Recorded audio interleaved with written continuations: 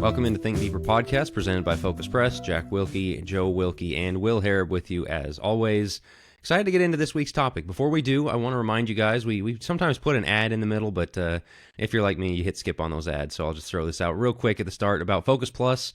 It's our Patreon. Lots of extras. You get the deep end exclusive episode, kind of like a second Think Deeper every week, and daily devos and teaching series through Revelation and Romans and the law and the Minor Prophets is what we're currently doing, and so a lot of exciting resources on there. So check that out, focuspress.org/plus. Become a supporter there and get access to all those resources. So just wanted to remind you of that before we get into it. But this week we're talking about something that if you follow my work on the side outside of Think Deeper, you've seen me talk about this a little bit, and so these guys kind of wanted to jump into that conversation, and that's about a Sabbath, a day of rest, whether that's Saturday or another day of the week, forms that can take.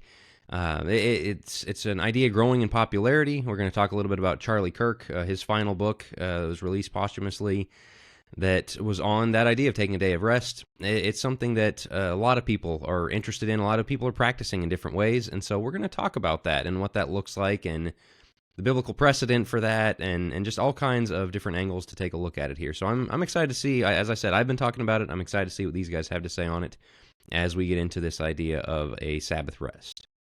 Yes. I wanted to say, too, as we kind of get started, if we got to talk to you at CYC, we really enjoyed that, appreciate it. I know we had a lot of people come up and say that they listen and that they appreciate the podcast, and we appreciate that. So thank you for the support, and it was good to meet you. Jack, I'm excited for this episode, too. I've read your articles on it. I haven't read the Kirk book. I did watch your review on YouTube of the Charlie Kirk book. It was great. I think the reason I'm most intrigued by this is because, speaking from a personal perspective, anecdotally, if you will, not anecdotally, real ones will know the reference there. Anecdotally speaking, this is a struggle for me. Just the idea of taking a full day of rest, and we're going to talk about like what that means exactly. What practically what does that look like? But really, from the time I got married, I was doing some kind of work every single day, basically, and a lot of that had to do with the fact that I was preaching when I got married every single Sunday, and so regardless of the fact that I was still there to worship, it is still work. The idea of getting up there and preaching or teaching class as well. Went to work for Amazon, continued to preach. So my Sundays were still, I would say there was kind of work there, working Saturdays, of course. And then went to be a minister, so same thing. So I guess I say all that to say, and even now, it's difficult for me to picture this idea of taking a full day. I don't want to speak for Joe. I'd imagine he can echo that.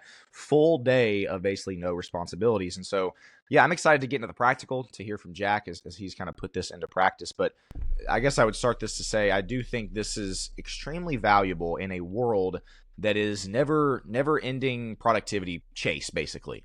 Always chasing productivity, always chasing making another dollar, always chasing the next thing. This concept of rest is fairly brushed aside in society. And so, yeah, I'm excited to talk about it. Joe, what introductory thoughts do you have? Yeah, same. This has been on my radar, especially, Jack, since you started doing that. Shout out to my mother-in-law. She got me Charlie Kirk's book for Christmas, and I have not had a chance to read it. And so that is on my docket. That'll be one of the next ones that I read. And I'm excited. I'm fascinated by the concept because we've grown up. I've heard stories or heard sermons on it, rather. Vodi Bakum, the late Vodi Bakum, he had a great one on Sabbath and just kind of giving some alternative takes from what you usually hear. Because the easy thing is to go, well, it's Old Testament. We don't have to worry about it. It's the only 10 of the 10 commandments that we don't actually engage with. But, that's just an Old Testament thing. We can move on. And then we leave it at that. And it's a pretty basic understanding. We're not necessarily digging into it. So to echo you guys, that's what we're going to do. We want to dig into that. We want to ask a few questions. Does it have to be on Saturday? Should we do it? Does it need to be on Saturday? What is the purpose of it? All of those types of things. What does Charlie Kirk's book have to say? Jack read that. I'm curious to pick his brain on that. And also what Jack's doing currently, as he referenced. So we want to go into that and just give, as we always say, an alternate take. We want to think deeper on it. That's what we're here for, rather than just the pat answers of, well, we don't need to do it and move on. There's a little more here. So, Jack, I'll throw it back to you as far as kicking us off, getting us into the outline. Maybe where we'd start is just kind of defining terms surrounding the Sabbath, where we initially get it, God putting that into practice, and then some of the terms and things surrounding that. Right. So obviously, when we say Sabbath, you're looking back to the Ten Commandments. The fourth commandment: remember the Sabbath day to keep it holy. And so, in the strictly most direct definition, it's the seventh day. It's Saturday, and that's as Israel. There were so many laws around that, and in the camp there about picking up sticks, they put somebody to death, right, for violating the Sabbath. And God's law about the even before this, the manna of gather it in 6 days. The sixth day you're going to get extra, so you don't have to go out on the seventh day.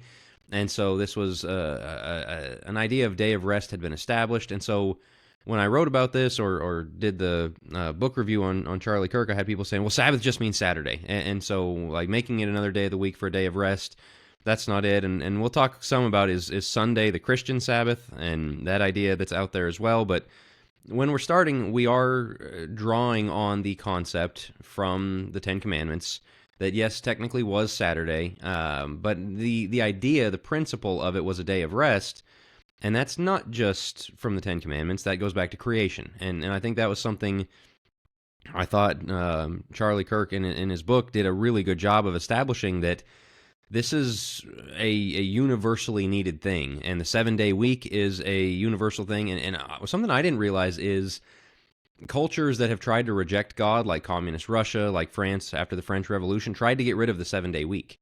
They tried to overlap it, do like 10-day working cycles. They were trying to get more work out of the workers. They were trying to divide families, send mom and dad and the kids different directions, different days of the week. And one of the biggest things was taking away a day of rest where everybody could go to church. You can't have church if everyone's working different days. You can't have that day of rest and gathering or whatever. And so that was something, and it didn't work. Obviously, it didn't last. Everybody basically around the world goes off of the 7-day week and that day of rest. And so having the concept of stopping, putting things down, leaving your work behind as you can, and I mean, there are caveats to this. There are people who, currently their job will send them in on Sunday from time to time. Joe, you had a training thing that you have to keep up for your practice, that they would let the Jewish people take off for the Saturday sessions. They didn't let the Christians off for the Sunday sessions. And so we're not talking about those extreme exceptions, but in general, this idea of day of rest goes back to the first day, full day that human beings were alive on earth was the day of rest. And so keeping that in our calendar is a really good idea. I love your point. First of all, yeah, I mean, I was just looking up where's the first use of that word Sabbath, and of course it's Exodus 16, verse 23, right before the Ten Commandments. But your point about this well preceded, the Mosaic Law and the Ten Commandments, this concept of a day of rest. I think we can zero in on that word Sabbath, and we think Old Law, we think, all those things. Day of rest did precede that, but you even see other times, other places in the Old Law, not just about Sabbath, but the importance of rest. There's that idea of on the seventh year, the land resting, right? That you gather produce and then you let the land rest for 7 years. Like this is inherent throughout kind of God's design. Is this need and this value to taking a day of rest? And your point about what the anti-God societies really push for is fascinating to me. Of taking away the day that everybody goes to church and splitting the families and demanding that. And I think the value that you get as so first of all, our culture obviously has already devalued family completely, in the sense of the biblical family, the nuclear family. It's trying to argue for men marrying men, women marrying women, changing gender. Like, just the concept of family is under attack in our society right now. So then it makes sense that also the idea of rest is under attack as well. And so, yeah, that's I really like that point kind of as we get into it. That's exactly where I went, is Exodus 16. And as we were thinking about that, that's one of the things that kind of broke my brain the first time. Well, it's a 10 Commandment, of course. That's when God instituted. Like, no, it's not. It is, they observe the Sabbath as they're heading into the wilderness. Again, Exodus 16, starting in that verse 22. Now on the sixth day they gathered twice as much bread, 2 omers for each one. When all the leaders of the congregation came and told Moses, then he said to them, this is what the Lord meant. Tomorrow is a Sabbath observance, a holy Sabbath of the Lord. Bake what you will bake and boil what you will boil, and all that is left over put aside to be kept until morning. And so they're already making preparations. This is before the law is given. So We already have precedent for something that is outside the law. To your guys' point, going back to Genesis, that's clearly outside the law of a day of rest. Our bodies, cyclically, I think our bodies are looking for these things as well, and we go off the 7 days.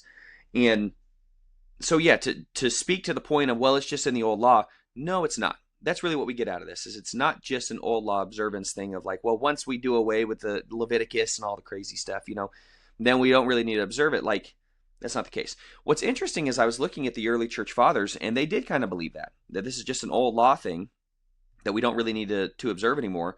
I think it was, I had it pulled up here.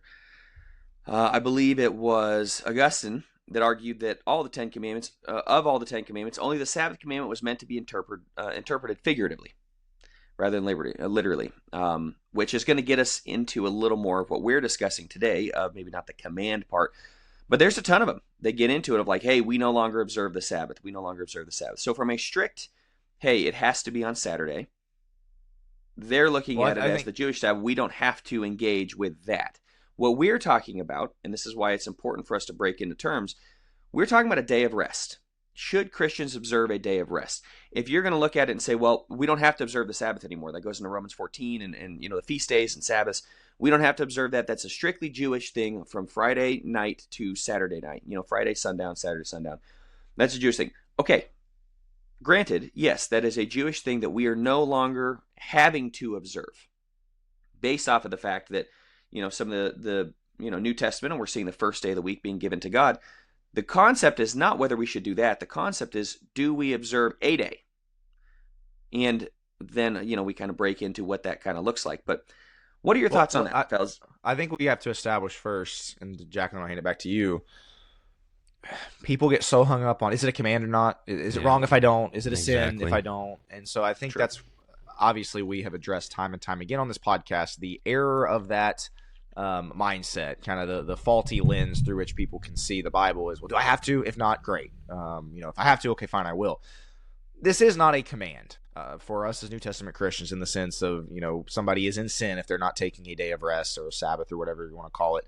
And so I would think that most people listening to that kind of already know that that's pretty clear, that nobody is arguing it is now a command that must be followed. Sure. This is where the good, better, best principles come in, which is what we're discussing. Of is it a good idea? Is it a good principle for a Christian family who is supposed to be, again, think deeper kind of standard here, different than the world in the way we educate our kids, the way that we dress ourselves, the way that we entertain ourselves, the way that we live our lives, while the rest of the world might not take a day of rest? Is it a good principle? Is it a good idea for us as Christians to be taking a day of rest? That's the question at hand. Not, is it a command, or are you in sin if you don't?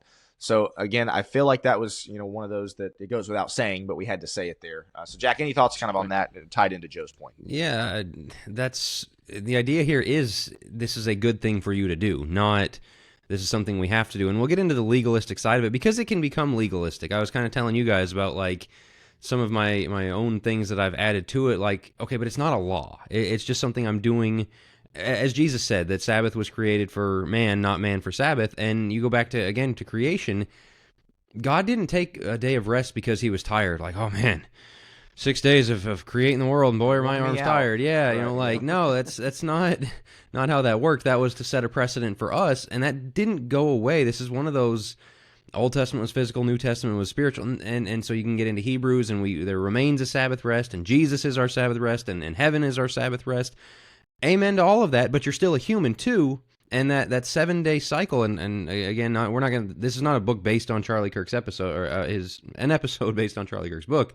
If you want that, you can go check it out on the Church Reset podcast or on YouTube, where I reviewed it. But he made a really good point of like, our bodies crave that day of rest about once every 7, and like, no wonder.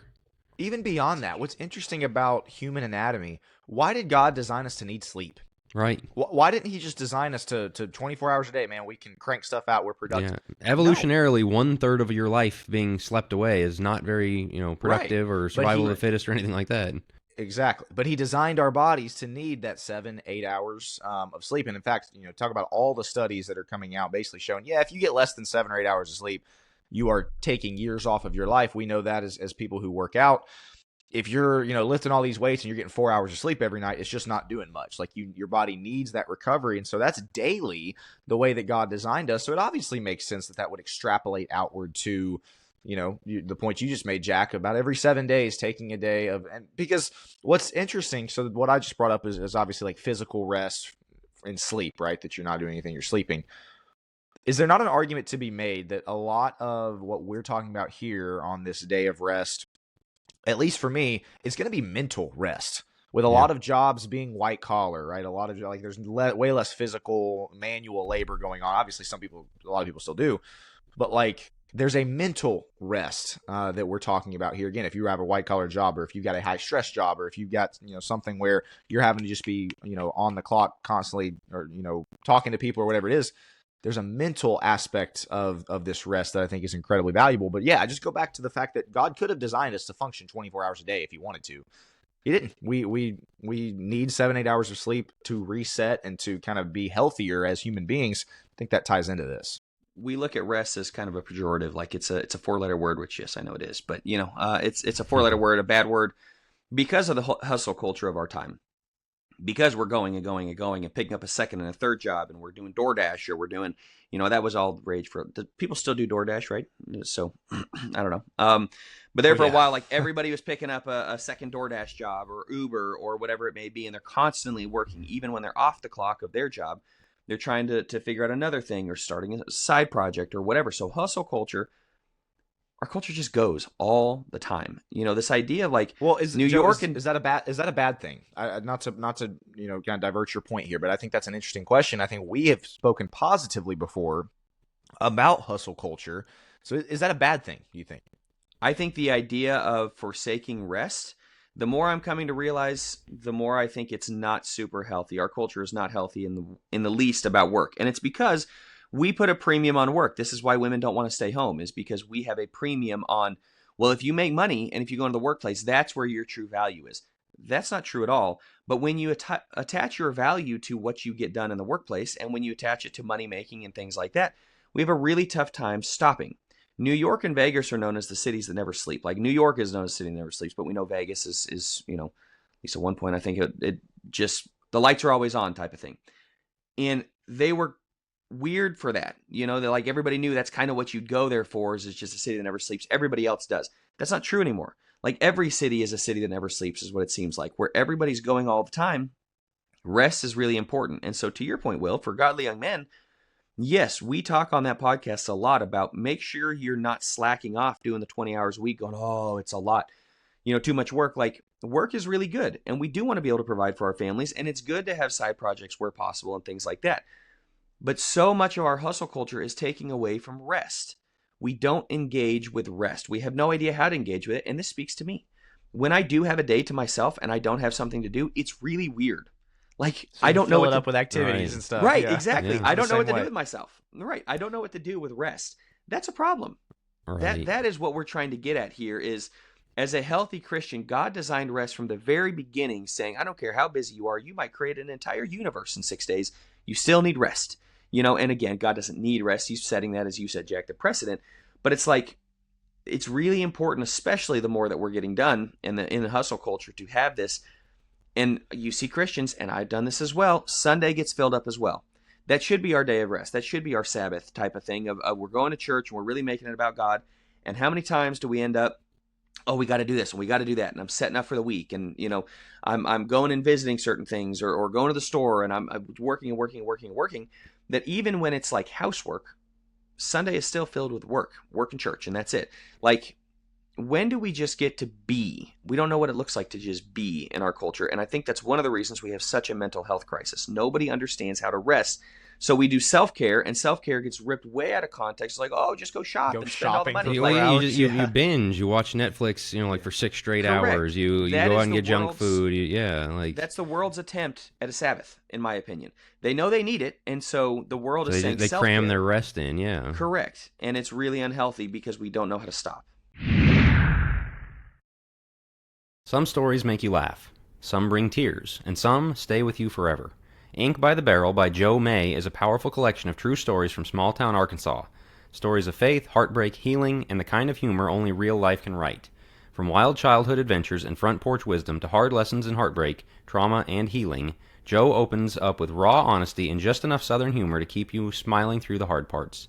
It's about faith that holds you together when the world falls apart, grace that shows up in unexpected places, and finding joy even in the middle of the mess. If you love stories that are funny, moving, and deeply rooted in God's love, this one's for you. Get your copy of Ink by the Barrel by Joe May on Amazon today. That's, a Think Deeper classic, The Two Ditches. No, we're not advocating laziness, but Right. I follow, there was a group of guys on Twitter there for a while. It was called the Bowtied Jungle or Mafia or something like that. And it was all different accounts where it was a bowtied, this, that, or the other thing. It was like this brand they had. And they had a lot of good advice, and there were people on, like, experts in all kinds of different fields, and a lot of it was like building a website, doing e-commerce, sales, things like that, training people, how to get ahead in life. And they would just always have like all right, Sunday, the real ones are working today. The real ones are, while everyone else is out at the lake or watching football, you're getting ahead. And then I noticed like on holidays, the 4th of July and Thanksgiving, like, all right, here's your chance where everybody else is slacking and eating too much turkey. Here's your chance. And it's like, this is awful. This is no way to live. You're living like a bug. Yeah. You're living like a bug at that point. And we also have this thing of like, well, we bring in these people and Amazon and all these companies. Well, we've got people that'll just work, 10 times harder and never take a break and all that. Like, yeah, that's awful. We built a country in which you can have breaks. And Christianity, again, this is why the Mosaic Law was revolutionary. Of like everybody, including the slaves, get a day off because you're supposed to have it. God wants you to have this kind of rest. And now we're getting to this point where it's like, well, you're going to fall behind. And shout out to Chick-fil-a. Like, they don't fall behind. There's something valuable in getting your work done in 6 days. Right. So I knew well, before we get on the Chick-fil-A thing. Well, I had a different point before the Chick-fil-A point, but you go ahead. Okay, yeah. But just the days of the year, like the Black Friday thing with Walmart, where they used to just open at like 6 on Thanksgiving. I hate that. Walmart should be closed on Thanksgiving. Kroger should be closed on Thanksgiving and on Christmas and days like that. And so it's this culture of rest. And you go back to when that happens, people are like, oh man, the store's closed all day long. What are you going to do? Like, you realize every store used to be closed one day a week. And you had to do what Israel did and go get your gathering done. Correct. So you can't go get it that day, and that makes you think ahead and plan ahead. And so I'm getting ahead a little bit far. So Will, why don't you come in with your point before we get to that side of it? A couple things. One, you brought up that there's these companies that will just push and push and push, and we got people that work. I was going through. There's a Starbucks right beside where I work, so I try to strike up a good relationship with the people that are working there. I do some offsite work over there.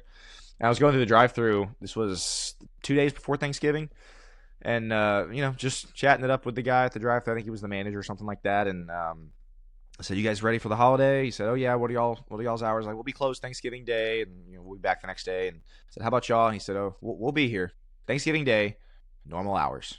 Thanksgiving Day." I was like, and Christmas Day, same. Christmas Starbucks. Eve. Yeah, Christmas Eve. I think they closed early, but still open Christmas Eve, open Christmas Day.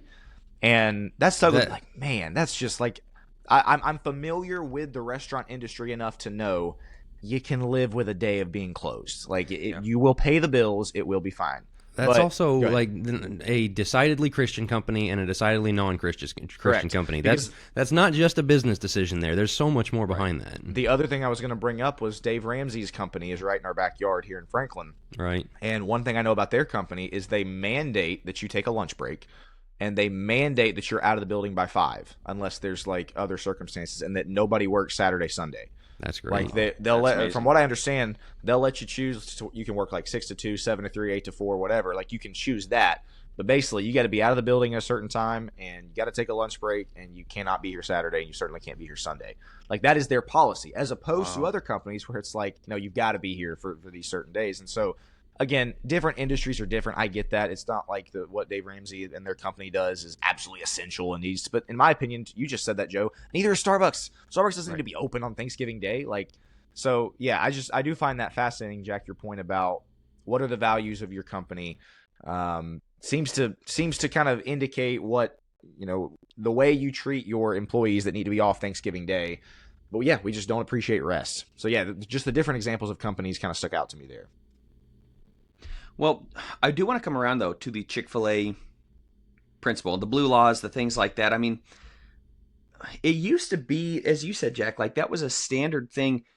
When did we get off of that? We've talked a lot about the boomer. We get off on people from time to time. Like get mad. And there are at people people in living memory who will tell me, yeah, when I was a kid, everything was closed. There's a lot of people who lived to see that and are still around. So we're talking 50, 60 years ago, they were still doing this in a lot of the country. And now, what is the number one revenue day of the week for restaurants?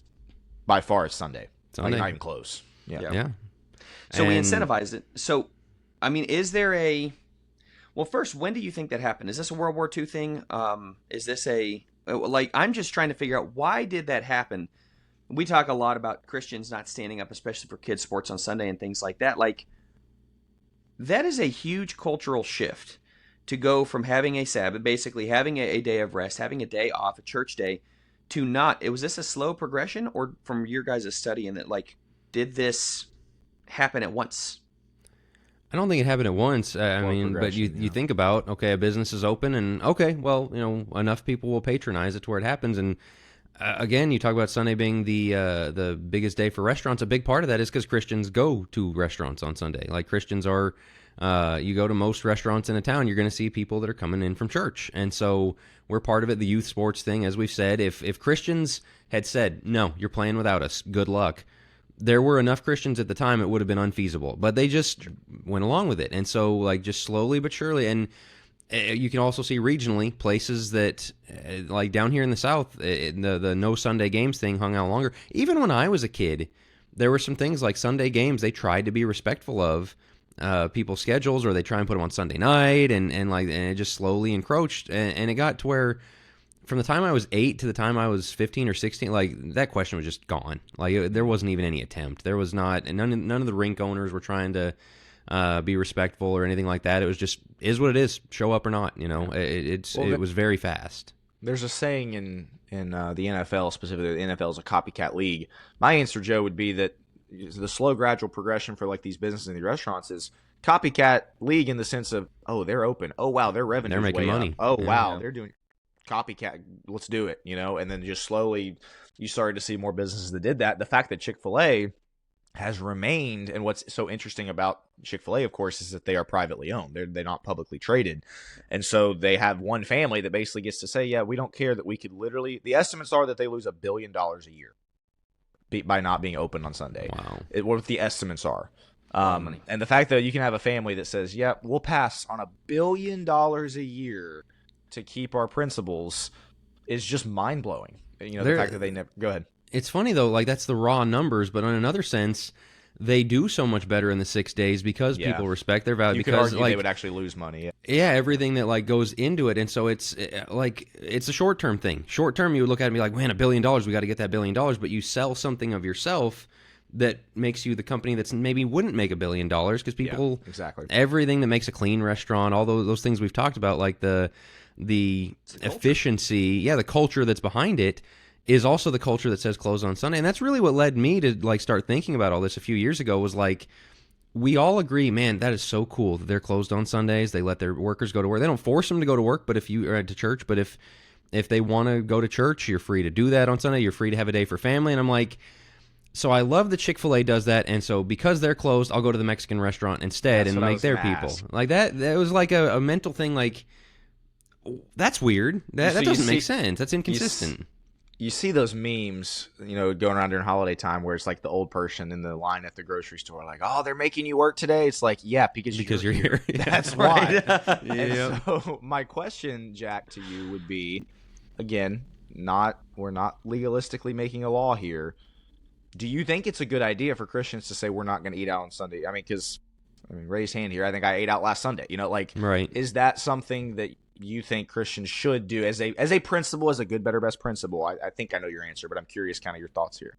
Yeah, I don't bind that on anybody, but it became a personal conviction of, I want to live in a world where blue laws are around again, and the only way to have that happen, to even start working in that direction, is that I stop participating, is that I personally observe a blue law. And if by example, I'll advocate for it. I'll advocate for it right here. I'd say, man, if I could get tons and tons of Christians to be like, yeah, I'm just not going to the restaurant on Sunday. And again, I'm not dogmatic. It's a sin. I I really do, to the best of my ability, try not to patronize businesses on Sunday. And I at first it was not going to restaurants, and like, okay, I'm not going to pop into the grocery store. And I like one time we forgot something for potluck, and I did, and like, okay, I try not to do that, but I'll make the exception here because again, it's not a law, it's not a thing like, and so. And then it went to like TV, NFL games. They're working on Sundays, and I would love it if the NFL moved to Saturday eventually. Like if you had a country that got so Christian, they're like, you know what? We got 80,000 people in 32 different cities, well, 16 different cities, I guess, skipping church to go to the football game on Sunday morning. That's not healthy. We're gonna move football to Saturday. Like I want to see these things happen, and I know I can't make that happen by me not watching the NFL, but like.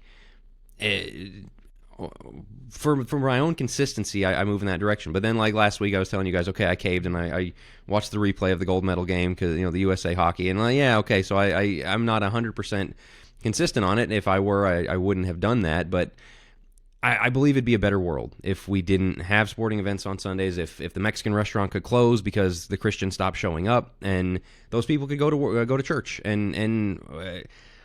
Are they all going to? No. Are there some of them that might if they didn't? Or are there people who are kind of marginally Christian but need a bump in the right direction that could go if nobody was showing up to work?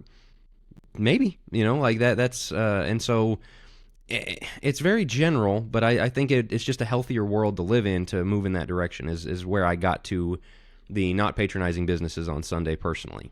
Well, it's difficult because it's kind of like the voting. What's one vote? It doesn't really matter. Like, yeah, but every vote does count, and if everybody did things the way that I did things, what is the turnout? And if everybody did what I do, yes, I frequent a local Mexican place probably more often than I should, and a lot of times that is on Sunday. And so, yeah, I mean, it gets you thinking, and I know you've done this for a long time. I think as we're talking about it, that's something my wife and I are actually trying to do now is, to the best of our ability, we're trying to come home. She's doing crockpot meals, things like that, and that's what people used to do this every single Sunday. We had the big roast. Everybody had a roast. Sunday lunch, Sunday home cooked lunch was a big deal. Yeah, it's a big deal. Well, you come home. People would tell me about like visitors would show up to church and you would get invited to somebody's house, and like that feels very strange. Like somebody you've never met before. Hey, come on over. We're having a roast, kind of thing. And I know it's a different world. I know trust and just things like that. I 100% get that. I'm not exactly comfortable with that myself, but how you can move the world back in that direction a little bit, or inviting just church members over. Hospitality's hard. Lining up schedules to have somebody over on a Tuesday night's hard. You've got an hour after church on Sunday, and just come on home and let's have soup together, and that's a lot healthier to me. Yeah, I like that. A couple things I'm thinking about here as we talk about this. The first thing is, first thought I had was let's say you make Saturday your day of rest, Jack. Do you think you would still have that same conviction about Sunday? Like if you took your Sabbath on Saturday, for instance. Yeah, that is one of the things that I got a little bit of pushback on. Was like, hey, Sabbath is Saturday, and Charlie Kirk, his day of rest was Saturday, and so. He didn't have the same hang up of NFL games or things like that, and so it's how you apply it again as individual. There isn't a law on this, and that's why I have moved it to Sunday. It's not the Christian Sabbath as we talked about. That's not exactly what the New Testament paints it as, but it is our day of worship, and so it makes sense. Well, the Lord's Day. I like the idea of it being the Lord's Day. That's another way to frame it. Of this is for God, therefore it's not for me to catch up on work for the week. It's not for me to go out and have a big old time on the town. It's family time, it's fellowship time, it's worship time. Trying to get through the Bible in a year, it's very, you don't always get to it every day. I catch up every Sunday. I get an extra time, another hour or so, and just blaze through 10, 15 chapters, and that'll help you catch up or whatever. And so that kind of thing, I just see Sunday as a way more natural fit for it than Saturday. Because the other thing is, a lot of your Sunday already is blocked off. Sunday, whether you have Sunday night worship or whatever. Mm-hmm. So to take all of Saturday off from activities and going out and things like that, and then do that again on Sunday in a lot of ways, it's just cleaner to move it all to Sunday, in my personal practice. Because I was going to ask, like, what if somebody is off on Tuesdays, they have a weird work schedule? Could this theoretically be done just as we're talking like a day of rest? Remove Saturday, Sunday. Right. Could they do it on a Tuesday? Is the principle still there? that's the other form we haven't really gotten to, is just the full day of rest, and this is what Charlie Kirk advocated. I hadn't been doing this until I read his book. Turn the phone off, turn the TV off, leave your computer shut, that kind of thing. And every now and then, because we have our Sunday night study that we have to coordinate, and so I'll like have to pop on. But I very much, to the best of my ability, avoid getting on Facebook, Twitter, whatever.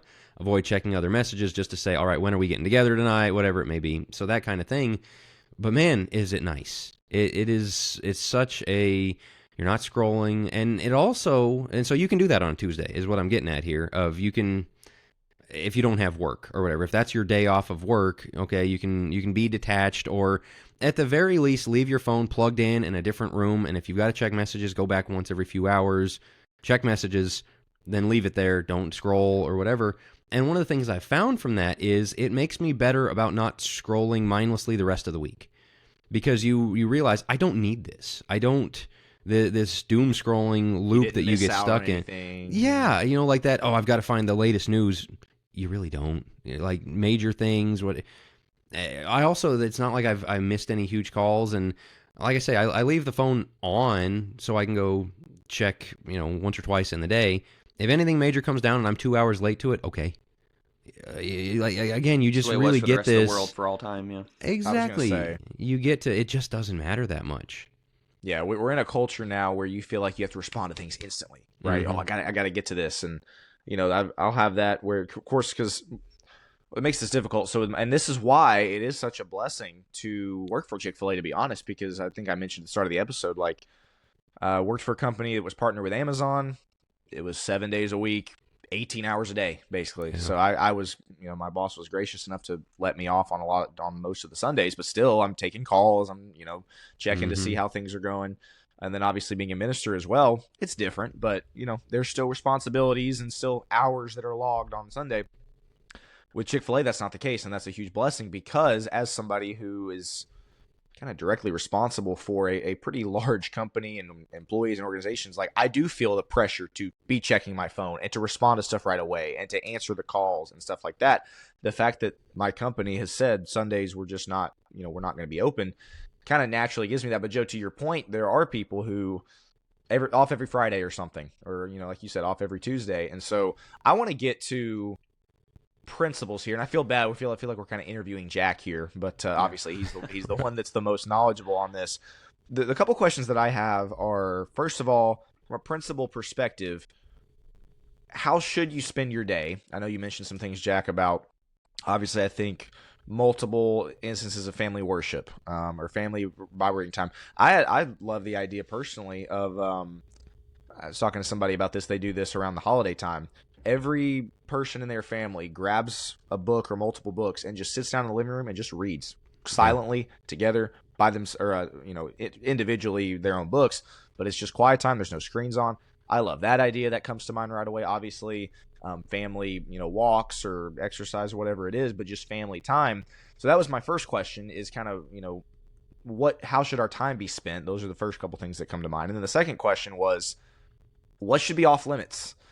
We've talked a lot about the screens and the TV, and probably don't make that your Netflix binge day. But as we're just talking about principles here, I've got my own ideas of kind of what I would make off limits. But again, Jack, you're the one that's kind of put this into practice over the last several months or so. And so those are, what should you do and what should you not do, I guess, is kind of the best way to sum up my questions. Yeah, those are good questions. And I think that's the beauty of it, is you can fit it to what your family needs. And so we do practice the thing. We send the boys to their room, the girls to their room, and then Alice and I go back to ours for a quiet time. And, the twins are almost 4, and so we can get 20 or 30 minutes if they go back there with some of their favorite books to flip through and a couple of toys or whatever, and we just say, all right, stay in the room, we'll come get you when we're done. A couple of times they've gotten to playing in there and just kind of quietly going about their business. We've gotten to an hour of just where that's where I catch up on my Bible reading, or Allison and I will do a Devo together, or a couple times we've just sat and done a crossword puzzle together and just kind of had some time to slow down and reconnect, and the kids quiet down. But then also we take times for games. We play Uno together and things like that. And you kind of realize, all right, I need to reconnect with the kids. You get going in the week, things get busy. They've got their school, I've got work. We've got events. We've got Wednesday night church and Tuesday night events and things like that. And like, man, I haven't actually taken There's a lot time of for the value in kids. that, yeah. Yeah, and so the kids just need some bonding time, and they love playing Uno with us. So we just sit down and play an hour of Uno, and it's great. Everybody's around the table, and we have a big old time. And yeah, you can do that elsewhere, but when you have a day for it and everyone just kind of knows, hey, we're going to chill, we're going to take some quiet time with books, we're going to take some Bible time, some family Devo time or whatever, man, and this isn't just me. This is, as again, Charlie Kirk wrote about it. I know I am not a fan at all of John Mark Comer, but he's very popular in some corners of Christianity that he advocates a Sabbath rest. And for them, I think it's more Saturday, but I'm not quite sure about all that. But everyone who does anything like this is like, man, best day of the week. And Sunday, really making Sunday an event. Because as we talked about, like, the Sabbath was an event for Israel of gather your manna, get ready, get in your house with your family, have everything ready to go, know what you're going to do, think about it ahead of time. You got to think about, all right, what are we going to eat? We're not going to go through the drive-through on the way home from church. We're going to have to have a meal planned. We're going to figure out what we're going to do. I'm going to figure out like what reading I want to do on this Sunday and just relax, take a break. I've got some time, all of that stuff. And man, you come out of it ready for Monday in just a whole different way. And so again, some of the pushback I got was, we don't have to do this anymore. This is legalism. This is like, just try it. Just see that, as I said, it gets you out of the doom scrolling loop. It gets you out of the phone addiction. Really helps cut back on that. And also, to the hustle culture thing, I love this point. I read in a book, I don't remember who made it, 6 days of creation, and then God rested. Adam was created. His first day was rest. Man works from a place of rest. God rested from his work. And so you rest up to go get your work done because your work is important. So you need to be rested to do a good job with your work. So you take that day, you're rested, you've reconnected with God, you've reconnected with your family, you've reprioritized, the phone, you've put it away, and TV and entertainment and all that. Like, you get to that eventually, but, don't put it front and center and just have some time to get away from that. Your work week, your mindfulness, all of that is centered to be ready to go hard that week. Whereas, as you're saying, the Amazon thing or all those companies, the Starbucks, there is no mental reset. It's just constant go, go, go. And as you guys were saying, when your rest is go, go, go, when you're cramming it in and I got to get all I can out of the weekend, it doesn't work the same. But when you just really slow down, man, it's such a blessing. And so I've only been, the businesses thing I've been doing for a few years. The phone free thing I've been doing just this year since reading Charlie Kirk's book. Man, whatever degree you can do this, just give it a try for like a month. And again, I recommend Sundays. It doesn't have to be your Sunday, whatever day of the week. It's really, really cool for yourself, but for the whole family. Hey guys, Jack here. I'm excited to tell you about my new book, You Are Saved, The Christian's Assurance. For too many years, I have run into Christians who aren't really sure where they're going to go when they die. They don't feel like they can say that they are righteous. And so I set out to write a book to give you confidence and assurance of your salvation. It's laid out in 13 chapters for churches to study as a Bible class with discussion questions at the end of each chapter. And of course, you can just read it on your own either. It's for individuals, it's for classes, however you would like to approach it. You can get it on Amazon, you can get it on Focus Press. We offer discounts for group sales of it in groups of 5 and 10 on Focus Press. So if you're going to study it with your church, be sure to check that out and get that deal. So be sure to check out You Are Saved today, once again on Amazon and Focus Press. I do wonder how much this would solve the mental health crisis.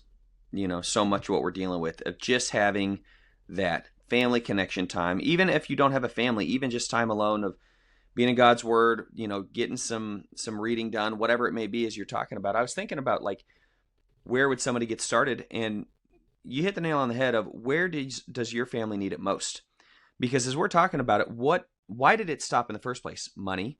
Well, what keeps us from rest now? Screens, tech, TV, and phones always, and iPads. And so it's like, you look around and say, what are the enemies of rest in my home? Right. What keeps me from that? And then even sometimes I think it could be family cleaning, where you're just cleaning and cleaning and cleaning, especially us with 4 kids.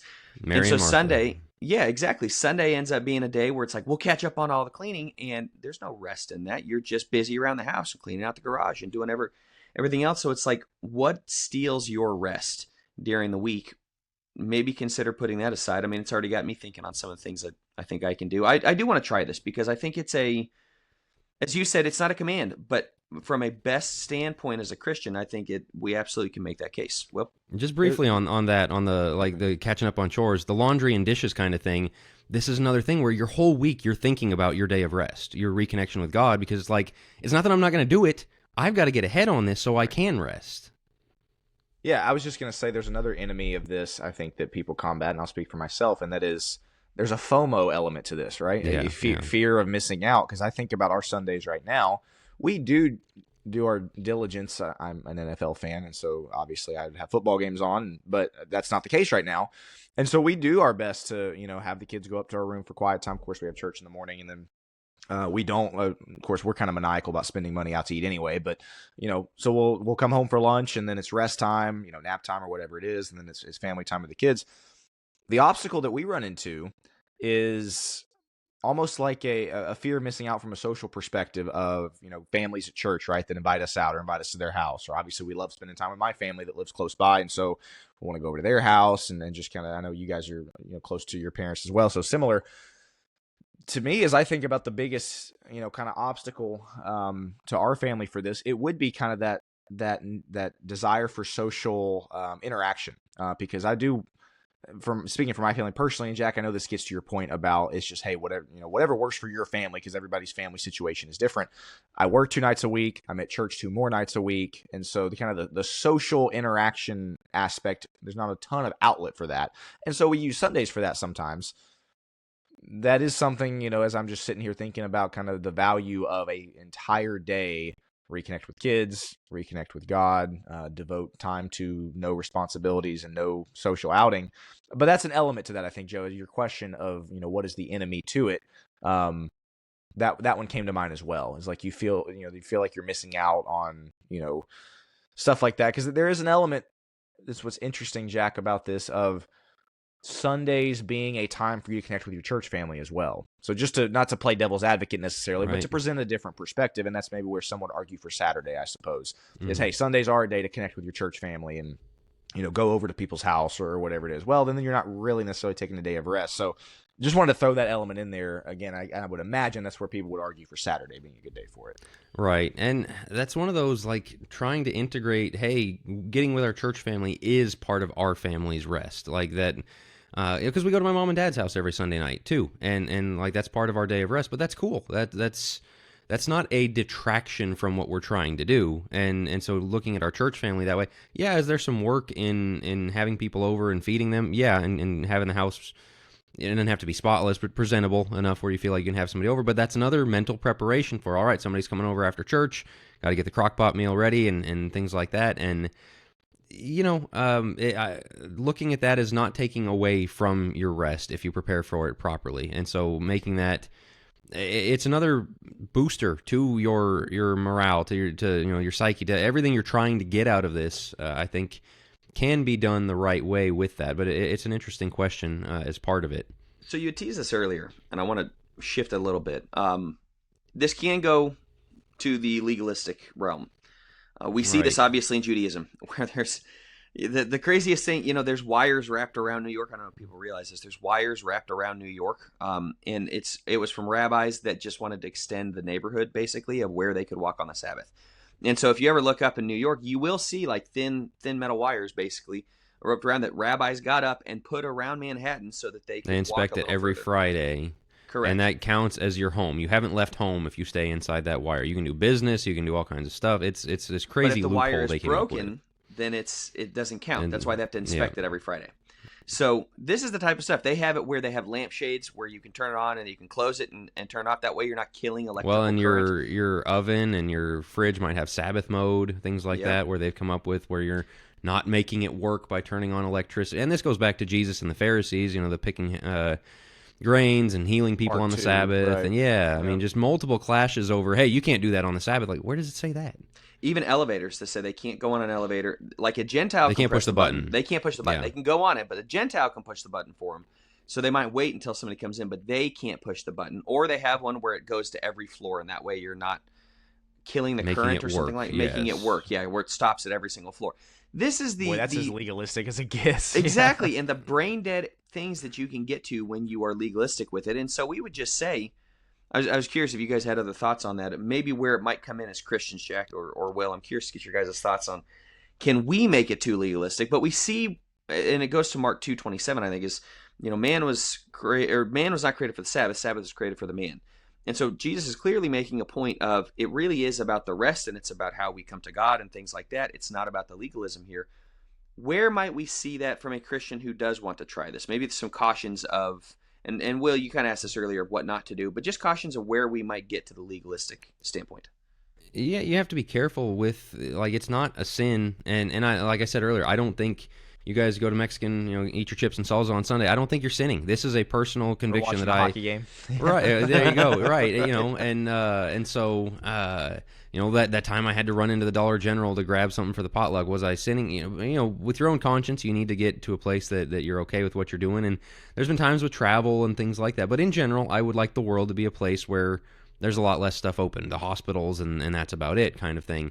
And so with that being the case, trying to live in such a way, but there are times where it's awkward, and like the first few times I've had to tell somebody, hey, you want to go out on Sunday? Like, I'm really not trying to like avoid you, but hey, this is just a personal thing. I don't, and so we'd love to have you over, or if you want to get together somewhere else, picnic at the park kind of thing, whatever, that's cool.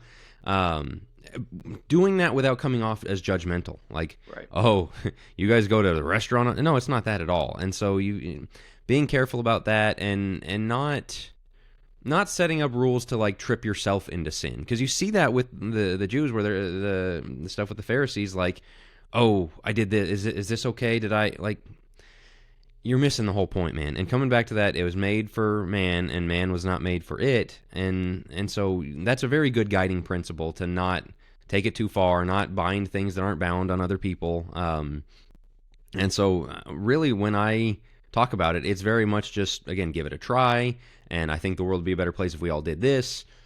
That's the extent of it. And to get any more, to take it any farther, to add all of these extra rules around it, are we in sin if we turn the TV on Sunday? No. Like that kind of thing. That is one of the beauty, and this kind of goes back to our recent episodes on polygamy and slavery and things like that, of like the development, the growth, the getting to a better place. And not that this is like those things, but it's just a general, hey, as Christianity gave us so much of the workers' dignity, weekends, things like that, and companies not taking advantage of people and things like that. And now that that's going away, and we're seeing they don't want to give you Sunday, they don't want to give you days of rest, they don't want to, that's not good. And so where Christian influence comes into the world, it's just a general moving toward more rest, more connection with God, more connection with each other. I think my closing thoughts would be similar to my opening thoughts, and that is, or I guess similar, or it wasn't necessarily my opening thoughts, but early in the episode, we have such an aversion to principled teaching and principled preaching. Yep. Could you imagine if somebody got up in the pulpit and talked about and preached about how good an idea it is to take a day of rest? The amount of people be like, well, my job makes me do this, and well, I like to do, like, we need pulpits that are comfortable presenting this idea under the guy, with the full qualifier of, listen, if you choose not to, it's not a sin, but it's a very good idea too, biblically speaking. Pulpits don't touch that stuff because it's not black and white necessarily. It's not, again, sin if you do, or sin if you don't, righteous if you do. We just don't teach principle. We don't teach this is a very good biblical thing to do. This is a positive thing to do. And listen, does every sermon need to be that? No, I don't think so. Obviously, you need to be preaching the black and white, but you don't need to avoid the gray. And I think this is one of those things that I do wish that there was more discussion about this, maybe more sermons about this, more classes about this, without everybody's hand immediately going up saying, well, sir, you're saying it's a sin because I like to do X, Y, Z. Like, you're just missing the point at that point. And so that's kind of, again, I know I said that early in the episode, but that's kind of where I would wrap my thoughts up with. That's a great thought. The only other thing is, same as you, what I said earlier in the episode, rest is really, really important to God. It is not a four-letter word in that sense. It is a great thing, and our culture has lost that, and our culture is trying to gain it in negative ways, and this is a way to give it over to God, to give him a full day, to just focus on his goodness, his greatness, and to focus on all the blessings of life that he's given us, and to enjoy those blessings. That's eat, drink, and be merry, as Solomon would say in Ecclesiastes multiple times. That's an opportunity to do so. These are my actual final thoughts. Sorry, I had one other thought. To add. I've seen the value of this concept of quiet and rest just in my own, like a day-to-day type of thing. So for instance, my mornings now, every morning since I got back from vacation early in January, I start with 30 minutes of just prayer and Bible reading. Quiet. It's normally 6 to 6:30 is generally the time. If I have to be at work at 7, if I have to be at work earlier, then it's 4 to 4:30, which is just brutal. But I've seen the value in the kids aren't up yet. It's quiet. I'm not listening to a podcast or got music playing. Like, no, it's just time with God, reading the Bible, praying. My wife will join me most mornings. And there's just something very, I don't know, like it resets you in a way, which is weird because it's the first thing that I do every morning. But it really does set the stage well for the rest of the day. And I think that maybe is a microcosm of what Jack's talking about with Sunday kind of setting you up well for the rest of the week. It's just taking that time without the outside noise. I try to keep my phone, unavailable until 6:30 or whatever it is. And so, yeah, that's just every day. But that principle obviously, I would say serves me very well from a day-to-day perspective. So it makes sense that it would serve you well from a week-to-week perspective. Yeah. This is an interesting one. I'm glad you guys wanted to talk about it. I'm not telling anybody what to do. I just think you would enjoy it. And then again, I want to live in a world where things move more in this direction than they currently are. And so hopefully we gave you something to think about with this one. With that, we are going to jump into a brief think fast. And this is a pretty interesting one. This was a tweet that came out. Let me pull it up here. You guys see that okay? A recent study found that giving men a pay raise led them to have more children, while giving women a pay raise led them to have fewer children. I think that has some very interesting implications. You guys, what are your thoughts on this one? Let me just say, we're not the only ones saying this, obviously, on the masculinity, femininity, getting our roles right, things like that. Stats are going to prove prove the value of our points over and over. They're going to prove them to be true. It seems like every stat that comes out, everything that we're kind of coming around to is pretty much like, yeah, we're right. Women need to stay home and raise children because when they do this, they're too busy chasing their dreams, so to speak, on the corporate ladder. Men, on the other hand, realize money and work is for a purpose, which is to have a family, to raise a family and to have kids. And there's a beauty to that and such a purpose of why I go to work. It is to help my family. Women don't do that. Women go to work because they're trying to find a false sense of value that they can't give themselves. That, actually a family would give them, and having proper roles in the home and having kids would give them more value than they could ever imagine. But they're robbing themselves and desperately trying to find that value outside in the workplace. And so when they get the raise, it furthers their yeah, I'm doing good. Guys get the raise and it's like, hey, I can go do things with this. I can go have a family. And so it's just completely different viewpoints, and women being in the workplace, this is why they don't handle it well. People get mad at us all day long. They can call us legalistic. They call us sexist. They call us anything. The stats are going to bear out, and I expect to see a lot more of these stats in the next decade that are basically going to be a big pat myself on the back moment because it's biblical. We arrived early to Correct. that. Yeah. We're just telling you what's biblical, telling you what we've known for thousands of years. We forgot for 50, 60, 70 years. We're going to get back to it, hopefully. And so, I don't know. I was intrigued by it. What are your thoughts? I don't have, Joe added some very valuable thoughts there. I wouldn't have much more to add. There's so many interesting implications from that stat. The idea that, okay, so, the more men that are in the workplace, the more men that are getting the raises, the bigger families you're going to have, theoretically, right, is an implication you get from that, which is a blessing on, multiple levels. And, does it boost the economy? Because, I don't know, like, again, just the implications from that of more kids typically equals, because there's also this question of, does having more children force men to work harder and therefore make more money? Right. I think that's a very interesting question to me that is derived from this, because you hear people that are like, man, I don't know if we can afford a kid. And in some ways, it just drives men to, work harder, maybe get promoted. That's kind of the reverse of the stat. But I'm not arguing that you need to just, have kids without being prepared for it. But I don't know. The implications of the more men in the workforce generally means more men are getting raises, getting promoted, more kids being in place or being born is a very good thing For women, yeah, I mean, to me, that's just not surprising. That's just common sense of like, if a woman's getting a raise, she's probably getting promoted to a higher position, more responsibilities, more demands, less time at home, less time for kids. Duh, you're gonna have less children. Like, Right. should be pretty common sense. And so there's, again, the question of like, what's better for society? Deep down, we all know what's better for society. Feminism has brainwashed us. It has warped our brains to say, whoa, you can't say that. You should be given equal opportunity. I can tell you what's better for society, and stats can tell you what's better for society. And again, no matter how much feminism wants to try to warp your brain to say otherwise, the stats back it up. So those are kind of my thoughts there. Yeah, you're getting at the have it all mindset. Like, you can't. That was never true. That was always a lie pushed to get you to choose You got to choose other things thing. in life. Yeah. Right, opportunity cost. And that it just brings to mind for me the quote about these people know the price of everything and the value of nothing.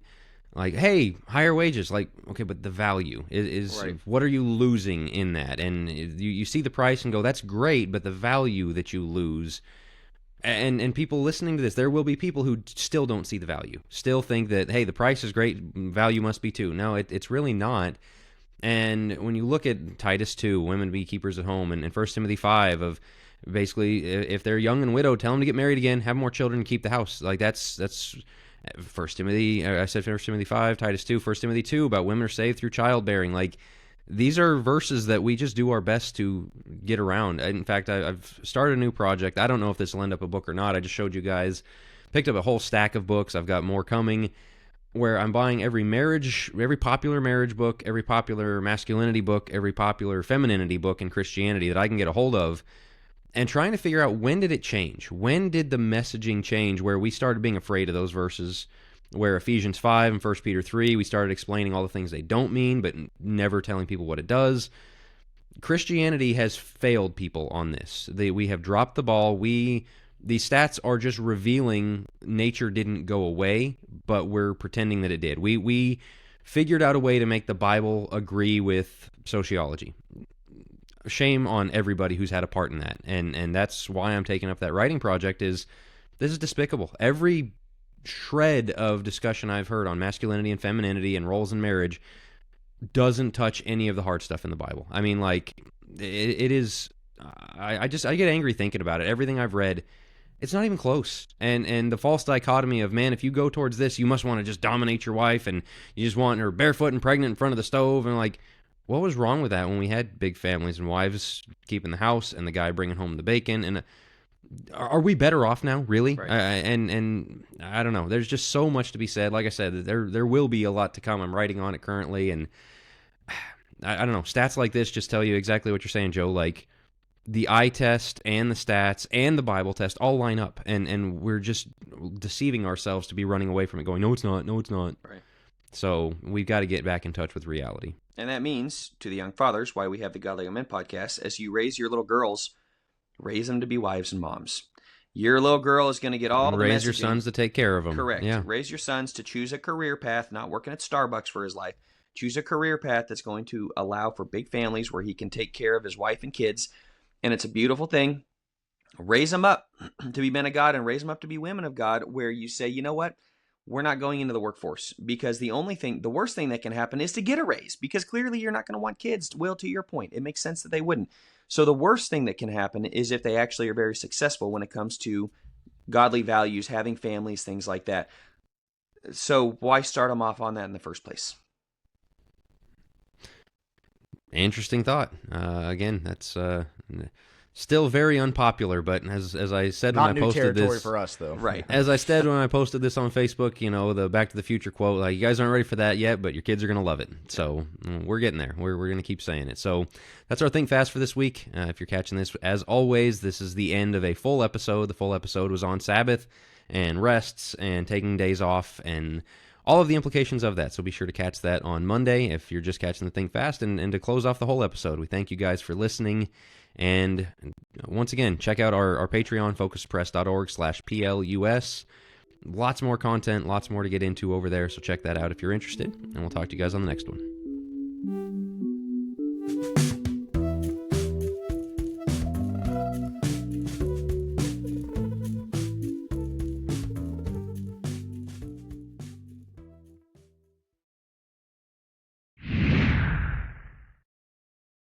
Hey guys, Jack Wilkie here. If you enjoy our work with podcasts like Think Deeper and Godly Young Men and our books, articles, seminars, and want to support the work that we do, the best way to do so is to go to focuspress.org/donate. That's focuspress.org/donate. Thanks again for listening.